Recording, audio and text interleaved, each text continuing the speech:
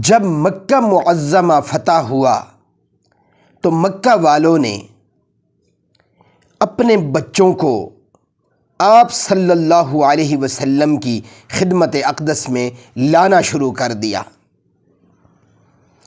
آپ صلی اللہ علیہ وسلم ان کے لیے برکت کی دعا فرماتے، سروں پر ہاتھ پھیرتے جاتے تھے۔ یہ بھی ایک محبت کی علامت ہے۔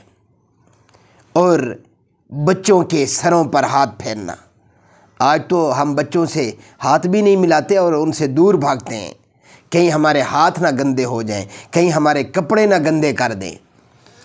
بہت سے لوگ اپنے یا دوسروں کے بچوں کو گود میں لینے اور ان کو قریب کرنے سے بچتے ہیں اور سمجھتے ہیں کہ جیسے یہ کوئی بزرگی کی بات ہے، یعنی بچوں سے دور ہونا جیسے کوئی بزرگی کی بات ہے، اور بچوں کو کھلانا وقار کے خلاف ہے۔ یہ لوگ رحمت للعالمین صلی اللہ علیہ وآلہ وسلم کی سنت سے میرے دوستو دور ہیں۔ آپ صلی اللہ علیہ وآلہ وسلم تو بچوں کے پاس جاتے، بچوں کے قریب جاتے اور بچوں کو اپنے پاس بلاتے، بچوں کو اپنے قریب کرتے۔ لیکن یہ کون سے آج بزرگ اٹھے ہیں جو بچوں سے نفرت کرتے اور بچوں سے دور ہوتے ہیں، بچوں کے قریب ہی نہیں جاتے؟